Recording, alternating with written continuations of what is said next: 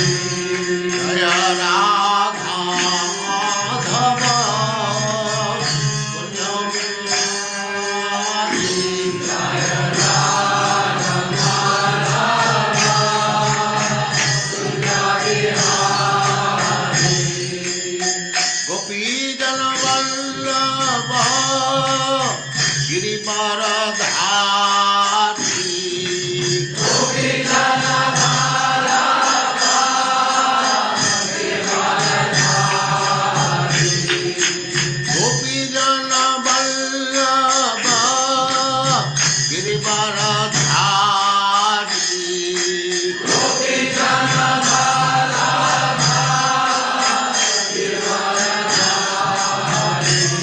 जय राधा माधव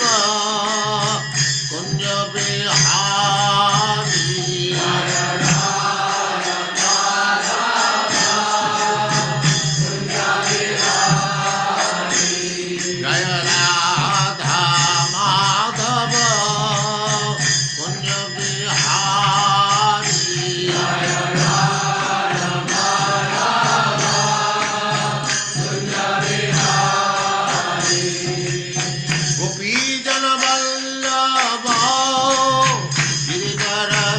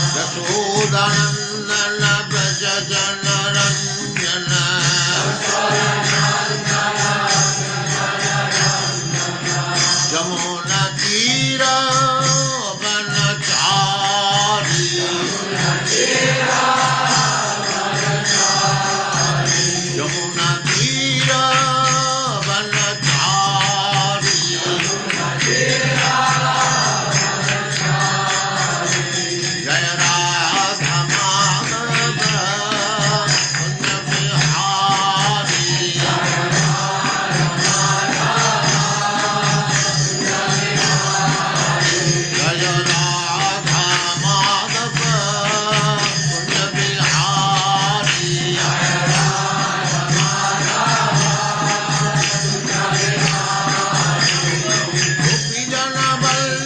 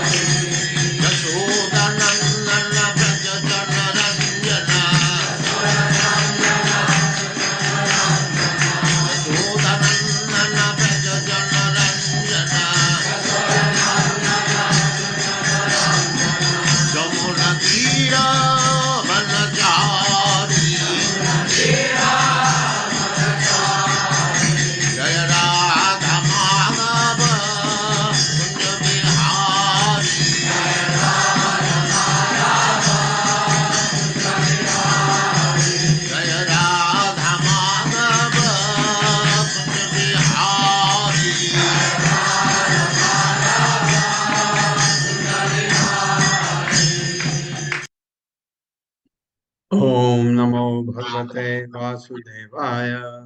ओम नमो भगवते वासुदेवाय।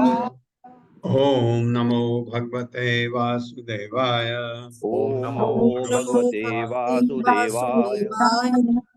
ओम नमो भगवते वासुदेवाय। ओम नमो भगवते वासुदेवाय। नारायणं नमस्कृत्य नारायणं नमस्कृत्य नरं चैव नरोत्तमं नरं चैव नरोत्तमं देवीं सरस्वतीं व्यासं देवीं सरस्वतीं व्यासं ततो जयमुदीरये। ततो जयमुदीरये। नष्ट प्रायेषु अभद्रेषु नष्ट प्रायेषु भद्रेषु नित्यं भागवत सेवया नित्यं भागवत सेवया भगवते उत्तम श्लोके भगवते उत्तमा श्लोके भक्तिर्भवति नैष्टिकी। भक्तिर्भवति नैष्ठिकी। हरे कृष्णा। आप सबका स्वागत है। हरे कृष्णा प्रभु जी, दंडवत प्रणाम। हरे कृष्णा। आप पुरंजन की कथा आगे चल रही है। परमो अनुग्रहो दंडो प्रत्येषु प्रभुणा अर्पितः बालो न वेद तत्तन्वी बंधुकृत्यम अमर्शनम्। मेरे साथ परमो अनुग्रहो दंडो परमोऽनुग्रहो दंडो प्रत्येषु प्रभुणा अर्पितः वित्तेषु प्रभुणा अर्पितः बालो न वेद तत्तन्वी बालो न वेद तत्तन्मे बंधुकृत्यम अमर्शनः। बन्धुकृत्यममर्षणः। परमः परम अनुग्रह कृपा दंडः दंड वृत्तेषु दासों पर प्रगुणा स्वामी द्वारा अर्पितः दिया गया। बालः मूर्ख न नहीं वेद जानता है तत् उस तन्वी हे तन्वी अपनी पत्नी को कह रहे बंधु कृत्य मित्र का कर्तव्य अमर्षण क्रुद्ध। हे तन्वी जब कोई स्वामी अपने सेवक को दंड देता है तो उसे परम अनुग्रह समझकर स्वीकार कर लेना चाहिए।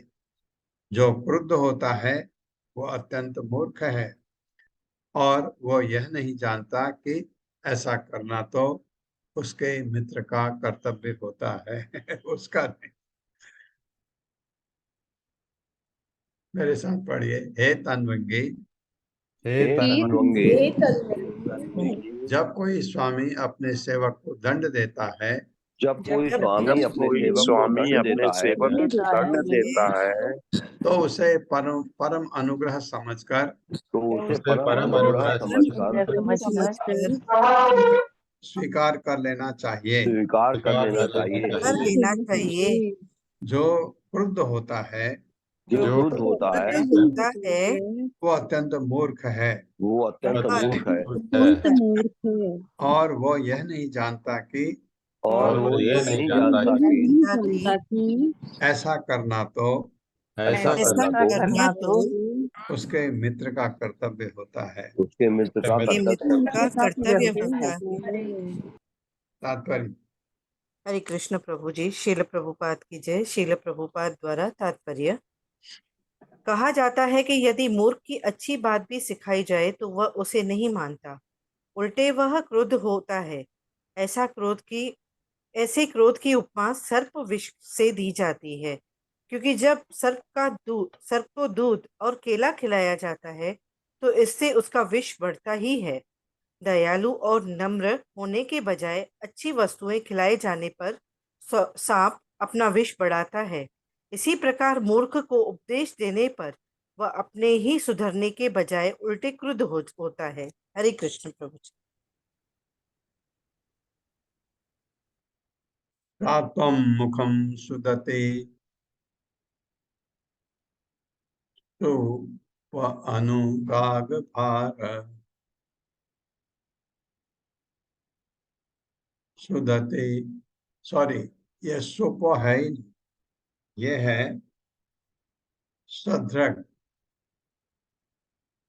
ये जो सुप है उसके जगह शब्द है सद्रग। सात्वं मुखम सुदति सद्रग अनुराग भार क्रीडाम विलंब विलसत असित अवलोकम नील अलक अलिभिः उपसकृत उन्नसम नः स्वाना प्रदर्शय मनस्विनी बल्गुवाक्यम। मेरे साथ पढ़िए। सात्वं मुखम सुदते मुखम सुदति सद्रग अनुराग भार शुभनुराग भार व्रीडा व्रीडा विलंब विलसत व्रीडा विलंब विलसद्दसितावलोकम् हसित अवलोकम हसिताय अवलोकम् नील अलक अलिभिः नीलालकालिभिः उपसकृतम उन्नसम नः उपस्थितं मुन्नतं नः तानां प्रदर्शय मनस्विनी वल्गुवाक्यम् तानां प्रदर्शनमनस्विनिवल्गुवाक्यम् सा वह पत्नी तुम मुखम अपना मुंह सुदति सुंदर दांतों वाली शुभ्रु सुंदर भौहों वाली अनुराग प्यार आसक्ति से भार बोझिल ब्रीडा लज्जा विलंब नीचे झुके विलसत चमकते हुए हसित हंसते हुए अवलोकम चितवन से नील नीले अलग बाल से युक्त अलिभिही भौरों के समान उपसकृतम इस प्रकार सुंदर बनकर उन्नसम उठी हुई उन्नत नाक से युक्त न मुझको स्वानाम तुम्हारा अपना हूँ प्रदर्शय दिखलाओ मनस्विनी हे विचार मग्न सुंदरी पल्गु वाक्यम मीठे वचनों से हे प्रिय तुम अत्यंत सुंदर दांतों वाली हो मना रहा है तुम अपने आकर्षक अंगों के कारण अत्यंत मनस्वी लगती हो तुम अपना क्रोध त्याग कर मुझ पर कृपा करो और अत्यंत प्यार से तनिक मुस्कुराओ जब मैं तुम्हारे सुंदर मुखमंडल की मुस्कान तुम्हारे नीले रंग वाले बाल एवं तुम्हारी उन्नत नासिका को देखूंगा तथा तुम्हारे मीठे वचनों को सुनूंगा तो तुम मुझे और भी सुंदर लगोगी और अपनी ओर आकर्षित करती प्रतीत होगी होगी तुम मेरी अत्यंत आदरणीय स्वामिनी हो यह है पुरंजन का हाल मेरे साथ पढ़िए हे प्रिय हे प्रिय तुम अत्यंत सुंदर दांतों वाली हो तुम अत्यंत सुंदर दांतों वाली हो तुम अपने आकर्षक अंगों के कारण तुम अपने आकर्षक अंगों के कारण अत्यंत मनस्वी लगती हो अत्यंत मनस्वी लगती हो तुम अपना क्रोध त्याग कर तुम अपना क्रोध त्याग मुझ पर कृपा करो मुझ पर कृपा करो और अत्यंत प्यार से तनिक मुस्कुराओ और अत्यंत प्यार से तनिक मुस्कुराओ जब मैं तुम्हारे सुंदर मुखमंडल की मुस्कान जब मैं तुम्हारे सुंदर मुखमंडल की मुस्कान तुम्हारे नीले रंग वाले बाल एवं तुम्हारे नीले रंग वाले बाल एवं तुम्हारी उत्तम नासिका को देखूंगा तुम्हारी उन्नत नासिका को देखूंगा तथा तुम्हारे मीठे वचनों को सुनूंगा तथा तुम्हारे मीठे वचनों को सुनूंगा तो तुम मुझे और भी सुंदर लगोगी तो तुम मुझे और भी सुंदर लगोगी और अपनी ओर आकृष्ट करती प्रतीत होगी और अपनी ओर आकृष्ट करती प्रतीत होगी तुम मेरी अत्यंत आदरणीय स्वामिनी हो तुम मेरी अत्यंत आदरणीय स्वामिनी हो तात्पर्य माता जी हरे कृष्णा सुशील गुप्ता प्रभु जी। हरे कृष्णा प्रभु जी। हरे कृष्णा माता जी। दंडवत प्रणाम। तात्पर्य श्रील प्रभुपाद द्वारा श्रील प्रभुपाद की जय। स्त्रैण पति अपनी पत्नी की बाह्य सुंदरता से आकर्षण होकर उसका सर्वोत्तम आज्ञाकारी दास बनना चाहता है। इसलिए श्रीपाद शंकराचार्य ने उपदेश दिया है कि हमें स्त्री के हाड़ मांस से आकर्षण नहीं होना चाहिए। इस संबंध में एक कहानी कही जाती है कि एक बार एक मनुष्य किसी स्त्री की सुंदरता पर आसक्त हो गया और इस तरह प्रेम दर्शाने लगा कि उस स्त्री के ने उसे अपनी सुंदरता के सारे अवयवों को दिखाने की योजना बनाई। उस स्त्री ने उस मनुष्य से भेंट करने की एक तिथि निश्चित की और उस दिन उसने जुलाब ले लिया, जिससे रात दिन वो केवल दस्त करती रही और सारा मल एक पात्र में संग्रह करती रही। दूसरी रात को जब वह व्यक्ति उस स्त्री से मिलने आया तो वो उसे अत्यंत क्रूर तथा दुर्लभ दुर्बल दिखी। अतः उस व्यक्ति ने पूछा कि वो स्त्री कहाँ है जिसके साथ उसकी नियुक्ति हुई थी। इस पर इस स्त्री ने कहा कि मैं वही स्त्री हूँ। उस व्यक्ति को विश्वास नहीं हुआ क्योंकि उसे ये नहीं पता था कि उसका सौंदर्य उसके जुलाब लेने के कारण लुप्त हो चुका था, जिससे वो दिन रात दस्त करती रही। जब वो पुरुष उसके तर्क करने लगा, उस स्त्री ने पुनः कहा कि वो सुंदर नहीं लग रही क्योंकि उसकी सुंदरता के अवयव उसके विलग हो चुके हैं। जब उस पुरुष ने पूछा कि वे अवयव किस प्रकार विलग हो सके, तो स्त्री ने कहा, चलिए आपको दिखा देती हूँ। उसने उसे मल तथा वमन से युक्त वह पात्र दिखाया। जिस प्रकार मनुष्य को पता चला कि सुंदर स्त्री केवल रक्त, मल, मूत्र तथा इसी प्रकार के घृणित अवयवों से बनी हुई, तथा यह वास्तविकता है कि किंतु मनुष्य मोहक सौंदर्य से आकर्षण होकर माया का शिकार बनता रहता है। राजा पुरंजन ने अपनी पत्नी से प्रार्थना की कि वो पूर्ण सुंदरता को प्राप्त हो। वो उसे उसी प्रकार सचेष्ट कर रहा था जिस प्रकार जीवात्मा अपनी मूल चेतना को जागृत करता है, जो अत्यंत सुंदर होती है। रानी के समस्त सुंदर अंगों की तुलना कृष्ण भक्ति के सुंदर स्वरूप से की जा सकती है। जब मनुष्य अपनी मूल कृष्ण चेतना को लौटता है तो वह स्थिर हो जाता है और उसका जीवन सफल हो जाता है। हरे कृष्णा प्रभु जी, हरे कृष्णा माता जी, दंड हरे कृष्ण। हरे। तो ऐसे बात सही है, जैसे ये सुंदरता की बात उधर कर रहा है, वैसे सुंदरता की बात भगवान के बारे में सोचना चाहिए कि आप ये हैं, आपके होठ ऐसे हैं, आपकी नाक ऐसी है, आपका आकर्षण भगवान की तरफ ऐसा हो जो पुरंजन का अपनी पत्नी की तरफ है। तस्मिन् ददे दमम अहम तव वीर पत्नी यो अन्यत्र कुलात् कृत किल्बिषहतम् पश्येन भीत भयम् उन्मुदितं त्रिलोक्यम् अन्यत्र वै मुररिपोः इतरत्र दासात्। मेरे साथ, तस्मिन् ददे दमम अहम तव वीर पत्नी तस्मिन् ददे दमहं तव वीर पत्नी यो अन्यत्र भूसुरकुलात् कृतभिः कृत किल्बिषः तमाम्।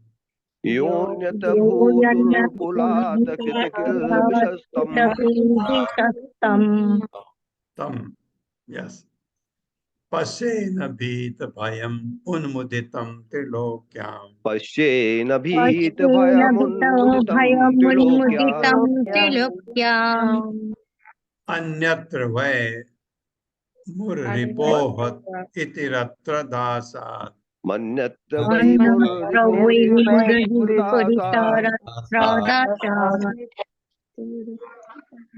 शब्दार्थ है, तस्मिन उसको दधे दूंगा, दमम दंड, अहम मैं, तब तुमको, वीर पत्नी हे वीर की पत्नी, यह जो अन्यत्र इसके अतिरिक्त भूसुर कुलात इस पृथ्वी पर देवताओं के कुल से कृत किया हुआ किल विषह अपराध तम उसको पसे मैं देखता हूँ, ना नहीं भीत रहित, भयम डर, उन्मुदितम चिंता रहित, त्रिलोक्याम तीनों लोकों में, अन्यत्र और कहीं नहीं, वह निश्चय ही मुर रिपो मुर के शत्रु कृष्ण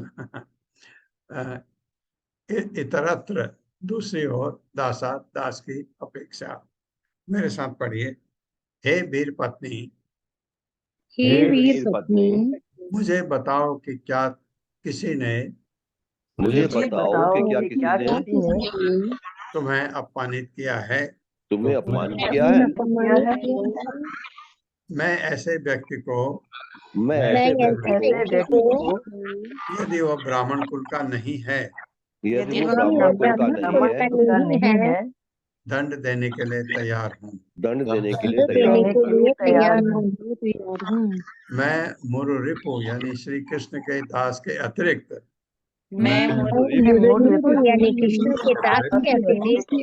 तीनों लोकों में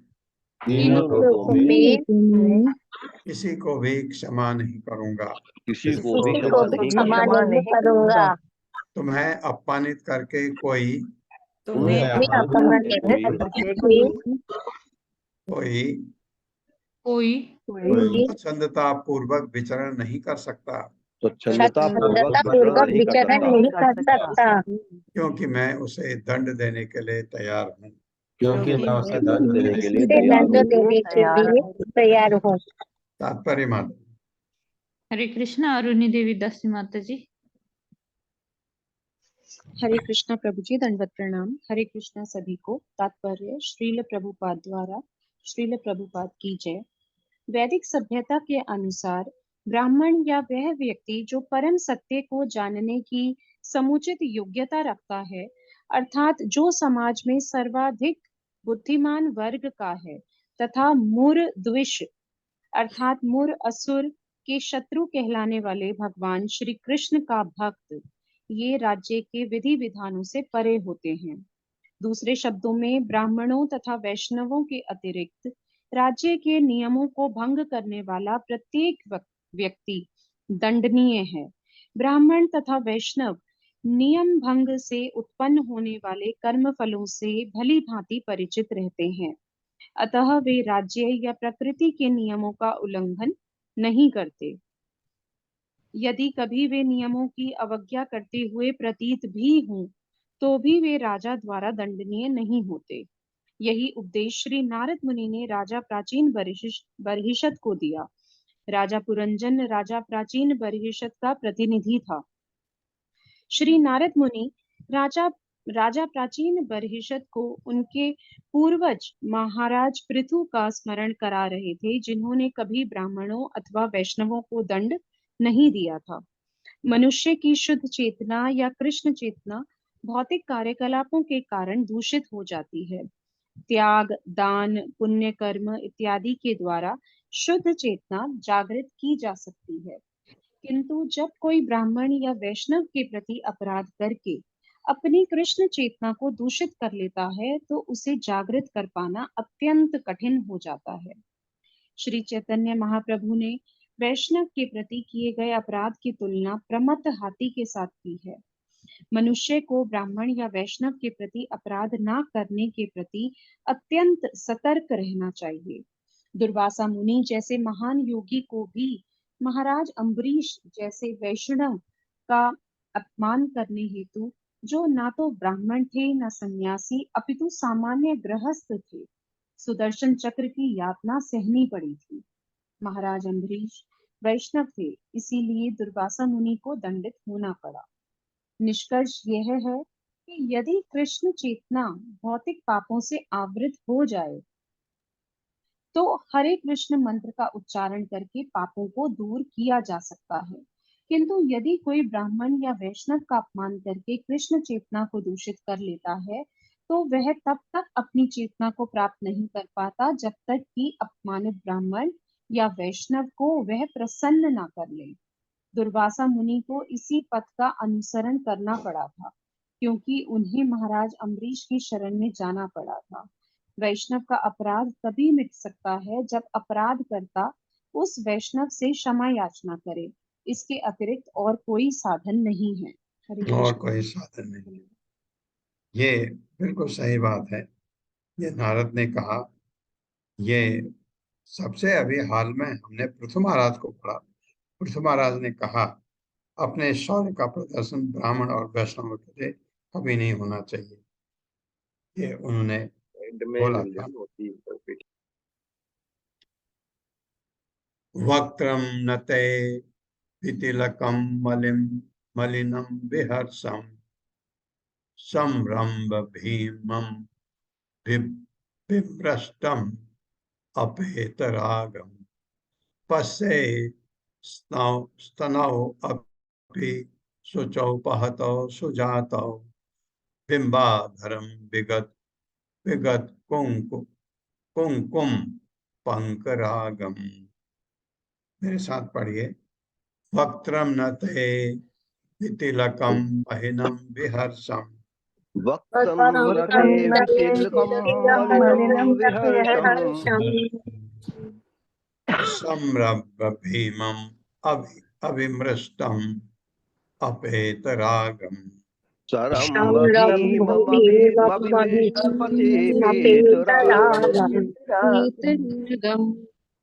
पश्ये स्तनौ अपि शुचौ शुच अपहतौ सुजातौ पश्ये स्नामपि शुचौ अपहतो सुजातौ पश्ये स्तनौ अपि शुच उपहतौ सुजातौ पश्ये स्नामपि शुचौ अपहतौ सुजातौ बिंबाधरम विगत कुंकुम पंकरागम बिंबाधरं विगत पंकरागम। अर्थ है वक्त्रम मुख।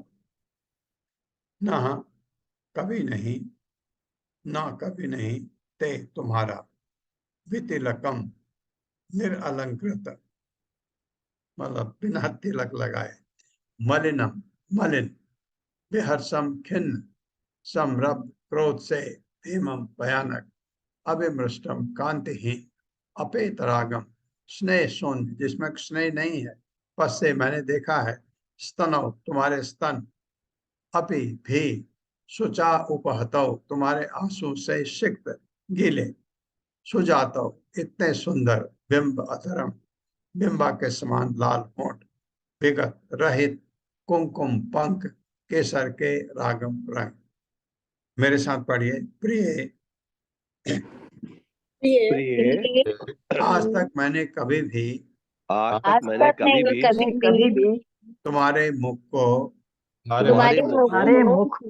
तिलक से रहित नहीं देखा। तिलक से रहित नहीं देखा। नहीं मैंने तुम्हें कभी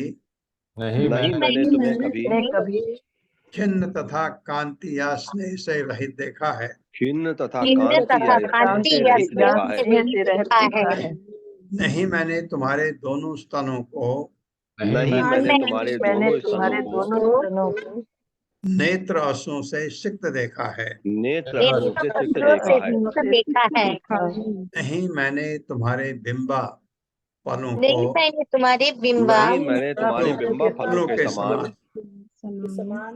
के समान लाल लाल होठों को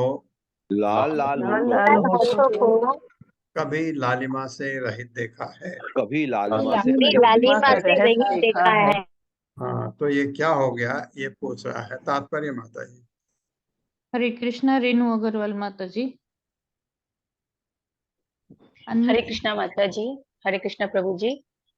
श्रील प्रभुपाद की जय। तात्पर्य श्रील प्रभुपाद के द्वारा प्रत्येक स्त्री तिलक तथा सिंदूर लगाने पर अत्यंत सुंदर लगती है। जब स्त्री के होठ लाल केशर या सिंदूर से रंजित रहते हैं तो स्त्री अत्यधिक आकर्षक लगती है, किंतु जब मनुष्य की चेतना तथा बुद्धि कृष्ण की विमल चेतना से रहित होती है तो ये खिन्न तथा कांतिहीन लगते हैं, जिससे मनुष्य तीक्ष्ण बुद्धि होते हुए भी कोई लाभ नहीं उठा पाता। धन्यवाद माता जी। हरे कृष्णा। ये बताया गया कि स्त्री तो होती है, सुंदर होती है, आकर्षक होती है, लेकिन वो कह रहा है कि वो आकर्षण कहाँ गया, तुमको हो क्या गया। तन्मे प्रसीद सुहृदः कृतिकिल्बिषस्य स्वैरं गतस्य मृगयां व्यसन आतुरस्य का देवरं वसगतं कुसुम आश्रवेग विश्रस्त पौंस्नम उशते न भजेत कृत्ये। मेरे साथ।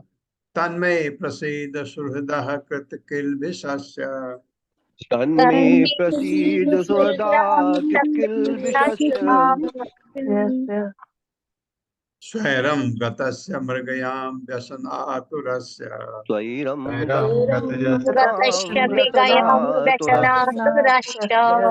का देवरं वसगतं कुसुम आश्रवेग का देवरं वसगतं कुसुमाश्रवेग विश्रस्त पौंस्नम उशति न भजेत कृत्ये। विश्रस्तपौंसनमुशति न भजेत कृत्ये। शब्दार्थ है तत्, अतः ते मुझसे प्रसीद, प्रसन्न हो, सुहृदः, अभिन्न मित्र, कृत किल्बिषस्य, पाप कर्म किए जाने पर स्वयं स्वतंत्र रूप से, गतस्य, गए हुए का, मृगयाम, आखेट के लिए, व्यसन आतुरस्य, पापूर्ण इच्छा से प्रभावित होकर, का, कौन स्त्री, देवरम, पति को, बस गतम, अपने बस में, कुसुम अग्रभे, कामदेव के तीर से विधा, विस्त्रस्य, विस्त्रस्य, छिन्न, पौंसनम, धैर्य, उशति, अत्यंत सुंदर, न, कभी नहीं, अजय, प्यार करते, कृत्य, कर्तव्य में। मेरे साथ पढ़िए। हे रानी, हे रानी, मैं अपनी पापपूर्ण इच्छाओं के कारण मैं मैं अपनी अपने पाप इच्छाओं के के कारण कारण तुमसे बिना पूछे तुमसे बिना पूछे बिना पूछे शिकार करने जंगल चला गया। शिकार करने शिकार करने जंगल चला जंगल गया। चला गया। अतः मैं स्वीकार करता हूँ कि अतः मैं मैं स्वीकार स्वीकार करता हूँ करता हूँ कि मुझसे अपराध हुआ है। मुझसे अपराध हुआ है। अपराध हुआ है। फिर भी फिर भी फिर भी मुझे अपना अंतरंग समझकर मुझे अपना अपना अंतरंग समझकर समझकर तुम्हें अत्यंत प्रसन्न होना चाहिए। तुम्हें अत्यंत प्रसन्न प्रसन्न होना चाहिए। होना चाहिए। मैं वास्तव में अत्यधिक दुखी हूँ, मैं मैं वास्तव में अत्यंत दुखी हूँ, दुखी हूँ, किंतु कामदेव के बाणों से विद्ध होने के कारण किंतु किंतु कामदेव कामदेव के बाणों से विद्ध होने के कारण मैं कामुक हो रहा हूँ। मैं मैं कामुक हो कामुक रहा हो हूँ। रहा हूँ। भला ऐसी कौन सुंदरी होगी, भला ऐसी कौन सुंदरी होगी जो अपने कामुक पति को त्याग देगी जो अपने जो अपने कामुक पति कामुक को त्याग को देगी त्याग देगी और उससे मिलना अस्वीकार कर देगी। और उससे मिलना मिलना अस्वीकार कर देगी। हाँ, अब सारे प्रश्न पूछ रहा है। अब आया कि मेरे से गलती हुई, क्योंकि उससे पूछे बगैर वो कुछ करता ही नहीं। ये हालत हो गई उसकी। तात्पर्य माता जी। हरे कृष्णा सुषमा बत्रा माता जी। हरे कृष्ण माता जी। प्रभु जी हरे कृष्ण, दंडवत प्रणाम। हरे कृष्णा माता। स्त्री तथा प्रभु जी, श्री प्रभुपाद जी की जय। प्रभुपाद जी के द्वारा तात्पर्य। स्त्री तथा पुरुष दोनों एक दूसरे को चाहते हैं, यह इस संसार की रीति है। स्त्रियां अपने को सदैव आकर्षक बनाए रखती हैं, जिससे वे अपने कामुक पतियों को आकर्षक लगे। जब कभी कोई कामुक पुरुष अपनी पत्नी के समक्ष आता है, तो वह उसकी छेड़छाड़ का लाभ उठाकर जीवन का आनंद लेती है। सामान्यतः जब पुरुष स्त्री पर टूट पड़ता है, चाहे वह उसका पति हो या अन्य कोई हो, तो उसे आनंद आता है। दूसरे शब्दों में, जब मनुष्य की बुद्धि का सदुपयोग होता है, तो बुद्धि तथा बुद्धिमान पुरुष दोनों को परम संतोष मिलता है। श्रीमद् भागवत 7.9.45 में कहा गया है, जन्म मैथुनादि ग्रह में ही सुखम ही तुच्छम। थोड़ा ऊपर करिए। हाँ, कंडु जनेन करियो रिव दुखद खम। कर्मियों का वास्तविक सुख विषयी जीवन है। वे घर के बाहर कठिन श्रम करते हैं और इस परिश्रम की तुष्टि के लिए वे घर आकर विषयी जीवन का भोग करते हैं। राजा पुरंजन जंगल में आखेट करने गया और वहां कठिन श्रम करके घर लौट आया, जिससे विषय सुख उठा सके। यदि मनुष्य एक सप्ताह भी घर से बाहर किसी और शहर में रहता है, तो वह सप्ताह के अंत में घर जाने तथा घर में अपनी पत्नी के साथ विषय सुख लूटने के लिए अत्यधिक उत्सुक रहता है। श्रीमद् भागवत में इसकी थोड़ा ऊपर करिए प्रभु जी, में इसकी पुष्टि हुई है। जन्म मैथुनादि ग्रह मेधि सुखम ही तुच्छम। कर्मी लोग विषय सुख के लिए ही इतना श्रम करते हैं। आधुनिक मानव समाज ने अनियंत्रित विषयी जीवन को छूट देकर जीवन की भौतिकवादी धारा में सुधार किया है। इसे पश्चिमी जगत में स्पष्ट देखा जा सकता है।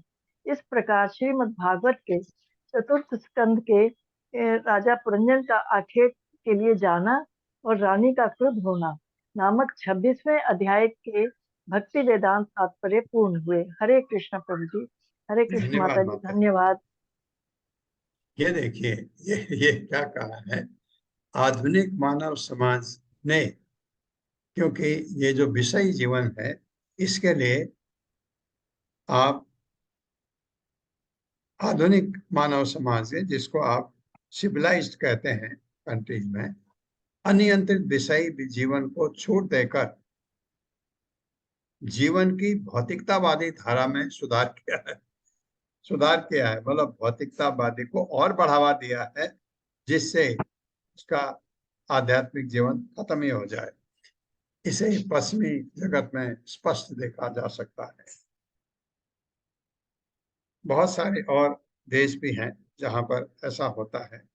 तो एक नियमित जीवन हमारे यहाँ था पहले, अब वो भी थोड़ा थोड़ा भ्रष्ट हो रहा है, क्योंकि कलयुग का प्रभाव है।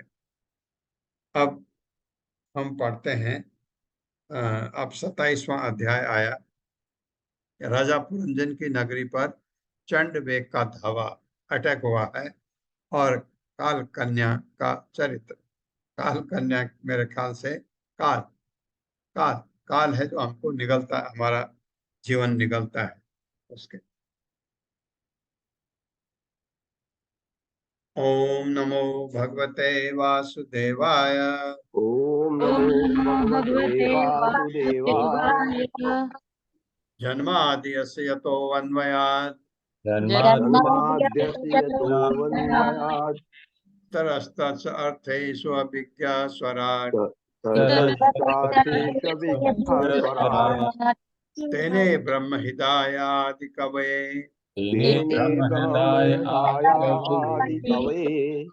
मुह्यन्ति यत् सूर्यः मूयन्ते यत् सूरयः तेजो वारि मृदां यथा विनिमयो तेजो वारिमृदां यथा विनिमयो यत् त्रिसर्गो अमृषा यत्सर्गो मृषा धाम्ना स्वेन सदा निरस्तकुहकम् धाम्ना स्वेन सदा निरस्तकुहकम् सत्यं परम धीमहि। सत्यं परम धीमहि। दूसरा, धर्म प्रोजित कैतवो अत्र धर्मापूजित कैतवो परमो निर्मत्सराणां सताम् परमो निर्मत्सराणां सताम् वेद्यं वास्तवम् अत्र वस्तु वेदं वास्तवस्तु शिवदं तापत्रय उन्मूलनम् शिवदं तापत्रयोन्मूलनम् मद्भागवते महामुनि कृते श्रीमद्भागवते महामुनिकृते यं वा परैरीश्वरः किं वा परैरीश्वरः सद्यो हृदि अवृतते अत्र सद्यो हृदि वरुते कृतिभिः शुश्रूषुभिः तत्क्षणात्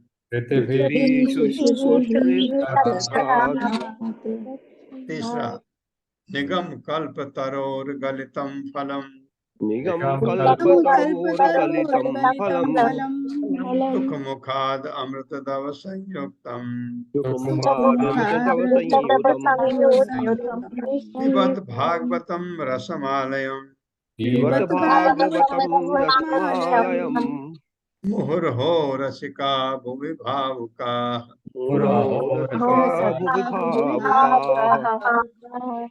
चौथा, एते चांस कला पुंसः एते चांस कलाः पुंसः कृष्णः तो भगवान् स्वयं कृष्णस्तु भगवान् स्वयम् इंद्रारि व्याकुलं लोकम्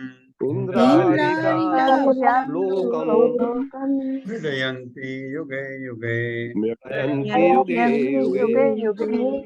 पांचवा, जन्म गुह्यं भगवतो जन्मगुह्यं भगवतो य एतत् प्रियतो नरः य एतत् प्रयतो नरः सायं प्रातःगणं भक्त्या सायंकालात् गृह्णन् दुख ग्रामाद् विमुच्यते दुःखग्रामात् विमुच्यते। हरे कृष्ण। हरे कृष्ण।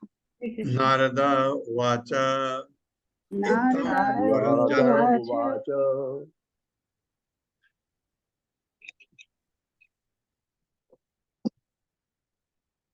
इत्थं पुरञ्जनम् सद्रग् इत्थं पुरञ्जनं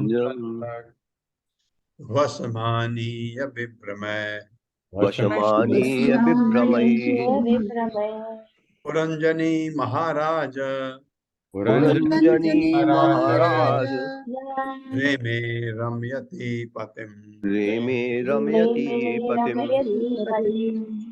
शब्दार्थ है नारद उवाच, नारद ने कहा इत्थम इस प्रकार पुरंजनम राजा पुरंजन को ये है क्या शब्द था, ये सद्रक, ये संज्ञक है सद्रक, पूर्णतया वशमानीय अपने वश में करके विभ्रमय अपने आकर्षण से पुरंजनी राजा पुरंजन की पत्नी ने महाराज हे राजा रेमे भोग किया रमयति समस्त तुष्टि प्रदान करती पतिम अपने पति को।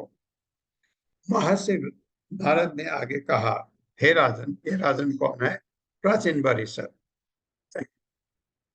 हे राजन, अनेक प्रकार से अपने पति को मोहित करके अपने वश में करती हुई राजा पुरंजन की पत्नी उसे सारा आनंद प्रदान करने लगी और उसके साथ विषयी जीवन व्यतीत करने लगी।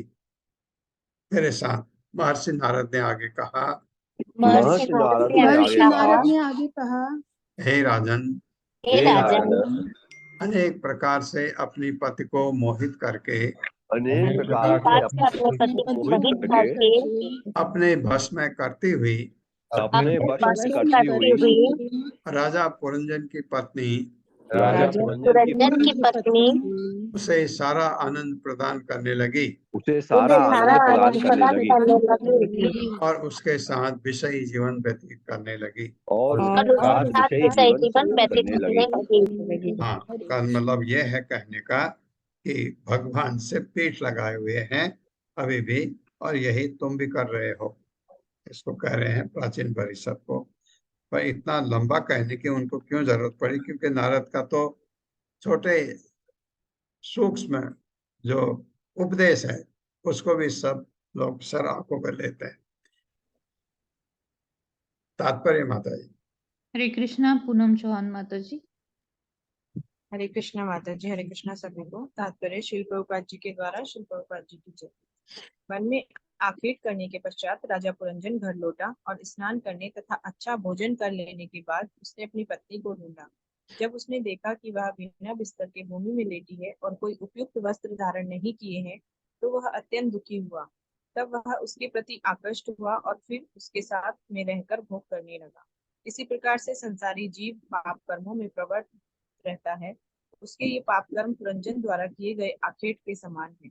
पाप में जीवन का निराकरण कई धार्मिक विधियों से किया जा सकता है, यथा यज्ञ, व्रत तथा दान। इस प्रकार मनुष्य अपने पाप कर्मों के फल से मुक्त होकर अपनी मूल कृष्ण चेतना को भी जगा सकता है। घर आकर स्नान करके भोजन कर लेने, तरोताजा होने तथा अपनी स्त्री की खोज करने पर पुरंजन को अपने पारिवारिक जीवन का चेत हुआ। दूसरे शब्दों में वेदों में आदिष्ट निर्दिष्ट गृहस्थ जीवन पाप में अनुत्तरदायित्वपूर्ण जीवन से अच्छा है। यदि कृष्ण चेतना में स्त्री तथा पुरुष मिल जाएं और शांति पूर्वक रहें तो अति उत्तम है। किंतु यदि पति अपनी पत्नी के प्रति अधिक आसक्त रहकर अपने जीवन कार्यों को भूल जाता है तो भौतिक जीवन की उलझनें फिर शुरू हो जाएंगी।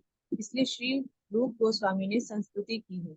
अनासक्त अस्य विषयान भक्ति रसामृत सिंधु के में पति तथा पत्नी विषय वासना से रहित होकर आध्यात्मिक जीवन की उन्नति के लिए एक साथ रह सकते हैं। पति को भक्ति करनी चाहिए और पत्नी को वैदिक आदेशों के अनुसार धार्मिक तथा श्रद्धावान होना चाहिए। ऐसा संयोग उत्तम होता है। किंतु यदि पति विषय भोग के कारण पत्नी के प्रति अधिक आसक्त होता है तो स्थिति गंभीर हो जाती है। स्त्रियां सामान्यतः अधिक कामुक होती हैं। कहा जाता है कि स्त्री की काम वासना पुरुष की अपेक्षा 9 गुनी प्रबल होती है। अतः पुरुष का यह कर्तव्य है कि वह स्त्री को सुंदर आभूषण, भोजन तथा वस्त्र प्रदान करके तथा उसे धार्मिक कृत्यों की ओर उन्मुख करके अपने वश में रखे। निसंदेह स्त्री के संतान भी होनी चाहिए, इससे वह पुरुष के लिए बाधा न बनेगी। दुर्भाग्यवश यदि मनुष्य स्त्री के प्रति केवल काम वासना से आकृष्ट होता है तो गृहस्थ जीवन घृणित बन जाता है।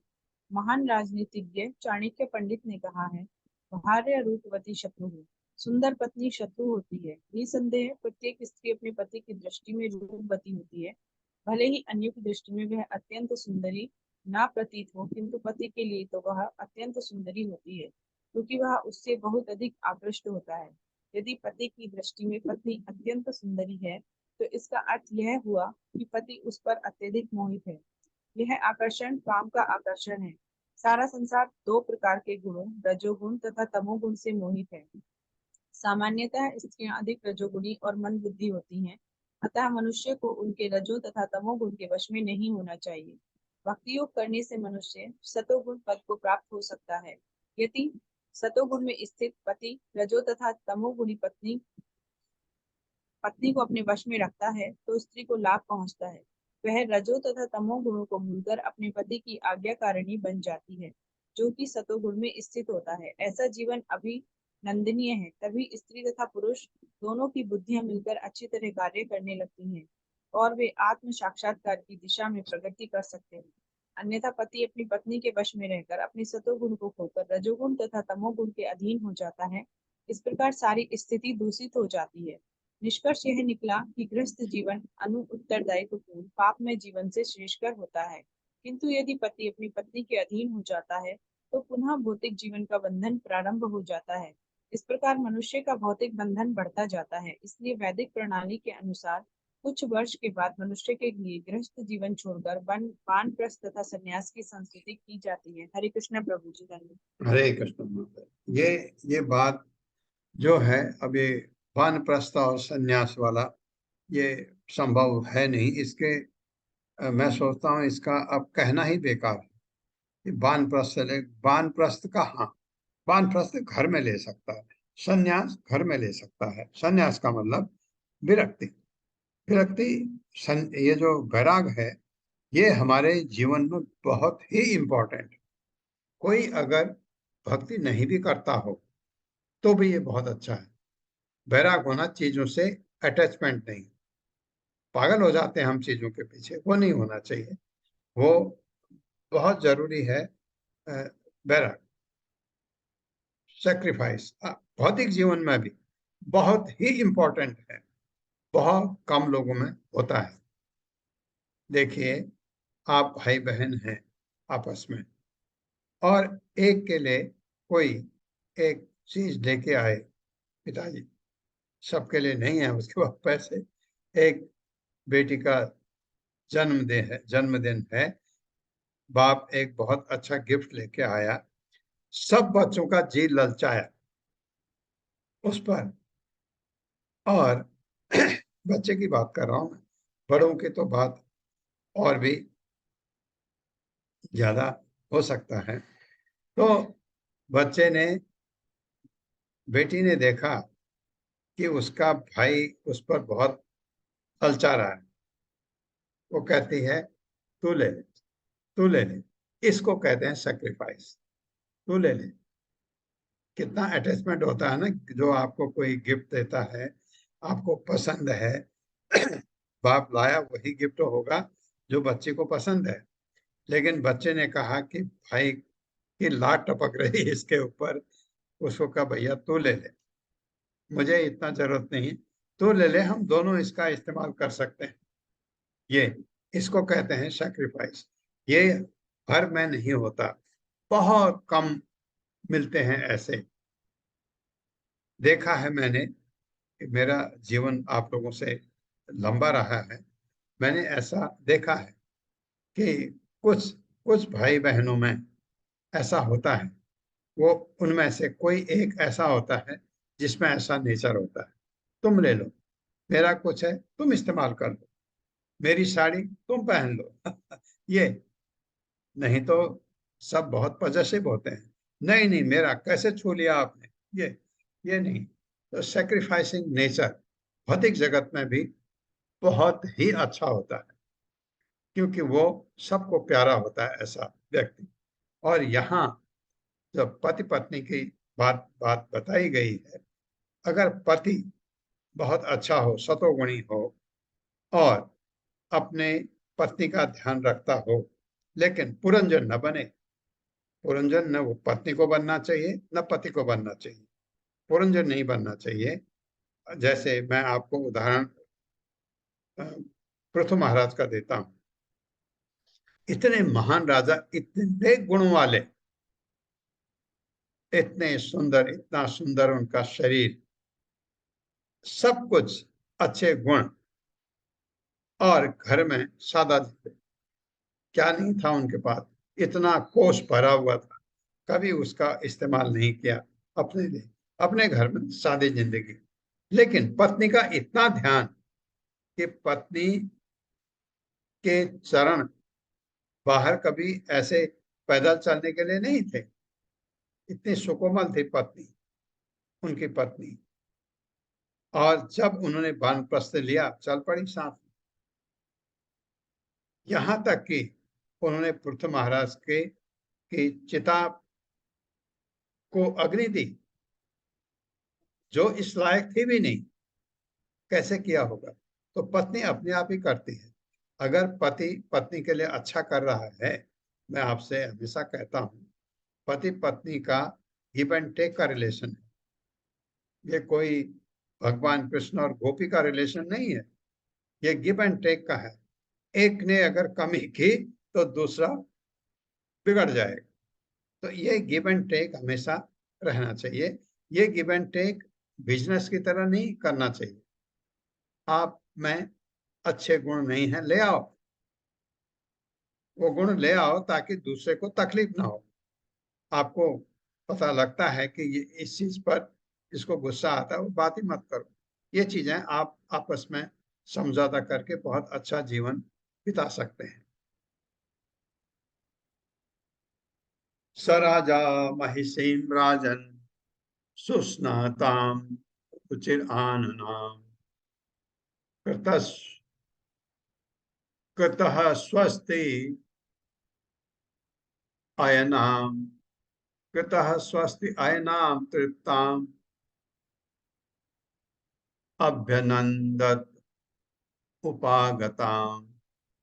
मेरे साथ, स राजा महिषीं राजन राजा महिषीं राजन सुस्नाताम रुचिराननाम सुस्नातामिरुचिराननम् कृतस्वस्ति अयनाम तृप्ताम हितस्वस्ति अयनं तृप्ताम् अभ्यनंदन उपागताम। अभ्यनन्दनुपागताम्। शब्दार्थ है, सह उस राजा, राजा ने महिषी रानी को, राजन हे राजा, सुस्नाताम अच्छी तरह नहाई हुई, सुचिर आननाम आकर्षण मुख वाली, कृत स्वस्ति अयनाम शुभ वस्त्रों तथा आभूषणों से सुसज्जित, तृप्ताम तृप्त, अभिनंदन स्वागत किया, उपागताम पास जाकर। मेरे साथ पढ़े, रानी ने स्नान किया, रानी ने स्नान किया और शुभ वस्त्रों तथा आभूषणों से और शुभ वस्त्र तथा आभूषण से अपने को सुसज्जित किया, अपने को सुसज्जित किया। भोजन करने तथा परंतु संतुष्ट होने के बाद वो राजा के पास आई। उस अत्यंत सुसज्जित तथा आकर्षक मुख वाली को देखकर राजा ने उसका तन्मयता से अभिनंदन किया। राजा ने उसे तन्मयता से अभिनंदन किया।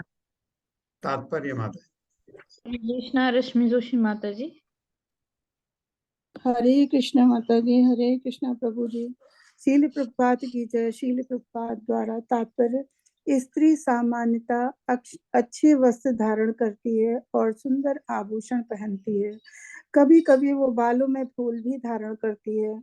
स्त्रियां प्रायः अपने को संध्या समय सुसज्जित करती हैं, क्योंकि उसी समय उनके पति काम से घर वापस आते हैं।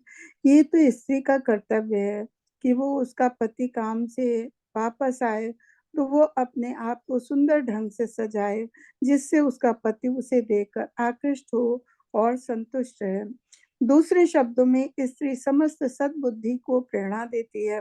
अपनी पत्नी को सुसज्जित देखकर मनुष्य अपने परिवार के विषय में गंभीरता से विचार कर सकता है। जब मनुष्य पारिवारिक मामलों में अत्यधिक उलझता है तो वो पारिवारिक कार्यों को ठीक से नहीं कर पाता। अतः स्त्री को प्रेरणाप्रद समझा जाता है और उसे पति की बुद्धि को सुचारू रखना चाहिए, जिससे दोनों मिलकर पारिवारिक मामलों को ठीक से चला सके। हरे कृष्णा। हरे कृष्ण, बिल्कुल सही बात है, क्योंकि पत्नी घर की शक्ति है। पत्नियों में इतनी शक्ति होती है कि वो घर को बहुत अच्छा बना सकती हैं, और इतनी शक्ति होती है उनमें, जैसे मैं आपको हमेशा ही कहता हूँ, उनमें शारीरिक शक्ति पति से कम होती है, लेकिन उनमें शक्ति इतनी है वो घर को बहुत अच्छा बना सकती हैं, घर को नरक भी बना सकती हैं, पति को पागल भी बना सकती है। ये देखा है मैंने बहुत जगह कि वो उनमें वो ऐसा कुछ कर जाती हैं जिससे पति बहुत ही विचलित हो जाता है, भ्रमित हो जाता है कि ऐसा क्यों हो रहा होता है। बहुत जगह पर आप इसको खुद देखते होंगे, और वही उसमें जो आप नारी शक्ति कहते हैं उससे वो कमाल भी कर जाती है। घर इतना सुखमय घर हो जाता है कि उनके हाथ में है। ओम अज्ञानतिमिरान्धस्य ज्ञानाञ्जनशलाकया चक्षुरुन्मिलितं तस्मै श्रीगुरवे नमः। नमः विष्णुपादाय कृष्णप्रेष्ठाय भूतले श्रीमते भक्तिवेदांत स्वामिनिति नामिने। नमस्ते सारस्वती देवे गौरवाणी प्रचारिणे निर्विशेष शून्यवादी पाश्चात्य देश तारिणे। जय हो श्री कृष्ण चैतन्य प्रभु नित्यानंद श्री अद्वैत गदाधर शिवासादि गौर भक्तवृंद। हरे कृष्णा कृष्ण कृष्ण हरे हरे, हरे राम राम राम हरे हरे। पल्लवी माता जी कुछ ऐड करना है? नहीं प्रभु जी।